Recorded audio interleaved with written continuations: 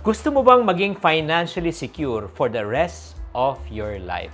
At gusto mo bang magkaroon ng tinatawag na lifetime income? Sa video na ito, pag-uusapan po natin ang mga opportunities kung paano makamit ito. Videos that will make you wealthy and debt-free. Ang content na ito ay naglalayong magbigay ng ideya sa mga potensyal na negosyo na maaaring maghatid ng lifetime income. Gayunpaman, bago pumasok sa anumang uri ng negosyo, mahalaga ang masusing pag-aaral at pagsusuri upang masiguro ang iyong desisyon at pag-unawa sa mga challenges at opportunities. Hi there, this is Chinkitan, your pambansang wealth coach. Super excited po ako na pag-usapan po natin ang lifetime income. Alam mo, ang ultimate goal natin sa ating buhay is magkaroon ng continuous income for life. Bakit po? The reality is this. The moment you and I stop working, we stop earning, but our family doesn't stop spending. That's the reason why I see a lot of mga retirees, they retire broke and poor. Bakit po? Lalo na mga babae nating OFW, pag nag-for good ka na dito, kahit ang laki ng kinikita mo, 6 and 7 digits income per month, sa totoo lang, parang siyang baso. Nakikita niyo itong baso na ito. Pag may butas tong baso na ito, tuloy-tuloy ang agos ng pera.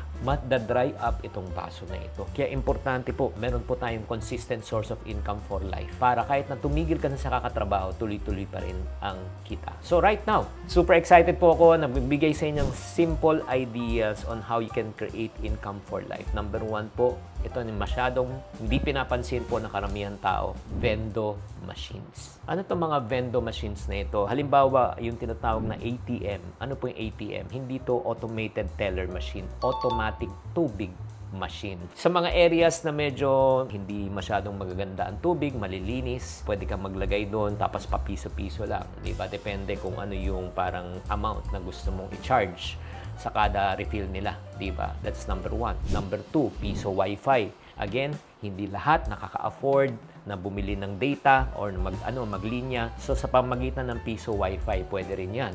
Meron din pangatlo, yung tinatawag natin na piso net. Ang PisoNet naman, may mga iba naman cannot afford to own their own computer. Again, hulog-hulog lang silang papiso-piso, ilang minuto ang nagagamit nila sa internet at the same time computer. Yung mga ganitong kagandahan po niyan, hindi nyo na masyadong siyang high maintenance ba? Siyempre, may tao lang nagbabantay, siyempre, lalo na kung may tubig pa o wala, di ba? Pero ang kagandahan niyan, this can earn income for life while you are sleeping. Kumikita ka. Does it make sense? Number 2, good business also that can help you to earn income for life. Consider franchising. Kung wala ka pa talagang sariling produkto, sariling konsepto, sariling brand, mag-franchise ka. Para cut short the learning curve, di ba? So, you are riding with the brand. By the way, para sa mga taong interesado mag-franchise, bago kayo mag-franchise, may ginawa na po kong isang full-length video. Ang step-by-step guide on how to choose the right franchising company for you. I suggest that panoorin mo muna yan bago ka mag-franchise para hindi ka masunog at mapaso. Sayang ang pera mo. Next, also, kung ikaw naman mismo ang nakadevelop po na ng magandang produkto, ikaw na mismo ang magde-develop naman ng system for people to franchise. Ang kagandahan po dito, no, bawat tao na interesado na bumili ng iyong franchise, meron kang royalty fee. Parang ito yung konsepto ng franchising, no? Pumili ka 100% of one pwesto or 1% of 100 pwesto. So, kunyari, kahit na kumita ka lang ng 1%, 100, no? So, kumikita ka 100% per day, di ba? 1% lang ang royalty mo. Eh, paano kung 2%, 200% per day, 3%, 83%. Woo! Next also, ang isa pang pwedeng magkaroon ng lifetime income, no? Kanina yung pinag-uusapan natin yung mga konsepto na yun. Next naman, ito naman, pag-usapan naman natin yung mga publishing o itong mga physical products. Pwede mga libro, tulad nito. Itong libro na ito, di ba? Yayamanin Diary, that's my latest book, Diary of a Yayamanin. Printed materials, magazines, lalo na kung may access kayo sa mga sikat na authors o may mga exclusive content. Kung gusto mo, ipasukan mo yan. Ikaw mag-print, ikaw mag-distribute, ikaw mag-market para sa kanila, ay panalo yan. Or if not naman, kung gusto mo sa digital age, meron na tinatawag ng EPUB or e-books. Pwede rin po yan. Ang kagandahan po niyan, lifetime income na rin yan. I hope that lahat ng ginagawa ko po dito sa channel na ito will really outlive me. Bakit po? Because the movement or the concept of the Iponaryo movement should not stop from me. Ang prayer ko talaga, kahit wala na ako sa mundong ibabaw na ito, may magpapatuloy pa rin ng Iponaryo movement. Tutulungan pa rin mga Pilipino mag-ipon, tuloy pa rin ang Diary of a Pulube, tuloy pa rin yung mga modules, di ba? yung mga coaching, tuloy pa rin yun. Yun ang pinaka-prayer ko talaga. Next also, ang isa pang pwede mong pasukan na lifetime income na matibay talaga is the health and wellness industry. Napakaganda po niyan, lalo na kung gusto niyo magtayo ng gym, wellness center, spa. Tatandaan niyo po, ang mga tao po ngayon, they live a very stressful lifestyle. Gusto nilang magpa-distress, gusto po nila ng kalusugan, gusto po nilang wellness, obvious ba yung nangyari sa atin sa pandemic. Ang lakas po ng demand na ito. At alam niyo naman, marami pong gumaganda ang buhay, umuunlad dahil sa wellness. Diba? From Vicky Bello, yung mga silent billionaire yan. O yung mga mayaman, yung mga nasa masa naman, o katulad nila, Rosmar, diba? Nagbebenta sa online, pero tignan mo naman ang buhay. Sila Glenda, diba? Glenda de la Cruz, Brilliant Skin, diba? Even si Miss Corina Sanchez, alam niyo ba, meron siyang K-Magic. So, ang ganda talaga yung mga ganitong klaseng negosyo. Guys, so far, are you learning? Grabe, no? Ang daming opportunities talaga, no? When it comes to magbibigay sa'yo ng lifetime income. Kaya nga tanong ko, Arjong TV, kwento mo, awit ko, official, at the same time, si Mr. Lackerns, 1557, kayo ba meron ng ganito? At ito naman, medyo pangmalakihan na. Ang isang magandang income na pwedeng opportunity natin nag-create lifetime income, pakinggan mo to. Lupa. Well, yes, real estate.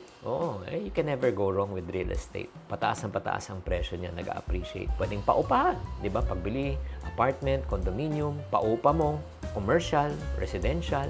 Ay Lord, thank you. Wala talagang kakapusan ng oportunidad. Ang kakapusan talaga natin, abilidad at saka yung karunungan para gumawa ng pera. Kasi pagka gumawa ka na ng pera, ang next talagang logic thing, buy real estate. Pwede rin agriculture, pag-agrikultura, pagsasaka, pag-aalaga ng hayop.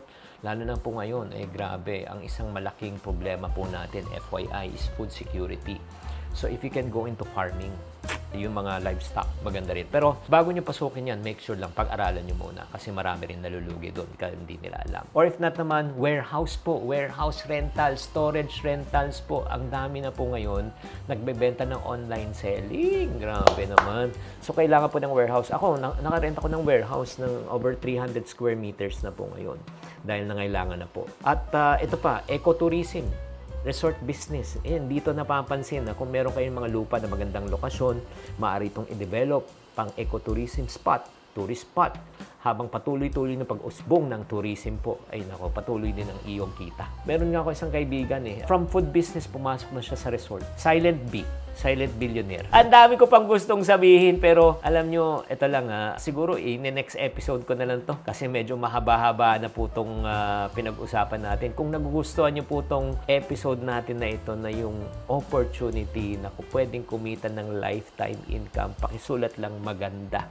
At marami kayong natutunan dito. Kasi haba pa Ulitin ko po ito yung mga simple lang na umpisa na pwedeng kumita ng life income, vendor machines, franchising, or if not, mag-franchise ka, ikaw namang mag-franchise kung meron ka ng proven business. Pwede ka rin sa publishing, health and wellness, di ba? Lupa, napakaganda. Real estate, agriculture, storage rental, warehouse rental, ecotourism. Yun yung mga pwede nating pasukin na talagang panghabang buhay. Sikapin po natin, number 1, na kumita ng pera. That's number 1. Sikapin natin na marunong tayong mag-impok, mag-save ng pera. Para pangatlo, pag meron ka ng pera, ayan na, i-invest mo na sa mga ganitong negosyo. Di ba? Pagkatapos yan, pag kumikita ka na sa ganyan, pang-enjoy mo. Oo, pang-enjoy mo na. I hope you learn from this session of ours. Kung nag-learn ka, type the word learn. And then may part 2 ako nito. Gagawin ko yung part 2 nito para ipagpatuloy ko ano po yung magagandang lifetime income na pwede nating pasukan. I hope I'm able to enlighten you, encourage you, empower you.